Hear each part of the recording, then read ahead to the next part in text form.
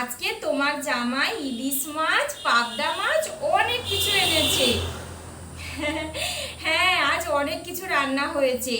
ঠিক আছে মা, এখন রাখছি, পরে কথা বলছি। এখন খেয়ে নিই, খুব খিদে পেয়েছে।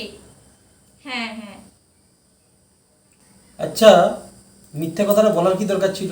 খাচ্ছি তো শাক ভাত। কিছু মিথ্যে মিথ্যে নয় গো, সে সত্যির থেকেও অনেক বেশি দাম রাখে। মানে? মানে আমি যদি আমার মাকে বলতাম যে আমি শাক ভাত খাচ্ছি, তাহলে কি আমার মায়ের মনটা ঠিক থাকতো? আমার মা তো কষ্ট পেত, আমার মা রাত্রে ঠিক করে ঘুমোতে পারতো না, আমার মায়ের শরীর খারাপ হয়ে যেত। আমার মা তো এটাও ভাবতে পারতো যে আমি আমার মেয়েকে ঠিক ছেলের হাতে তুলে দিতে পারিনি। তাহলে বলো তো, মায়ের কতটা শরীর অসুস্থ হয়ে যেত। তাহলে আমি কি ঠিক কাজ করিনি? এইটুকু মিথ্যে বলে যদি আমার মা ভালো থাকে, তাহলে তো সেই মিথ্যে বলাতে আমি রাজি আছি।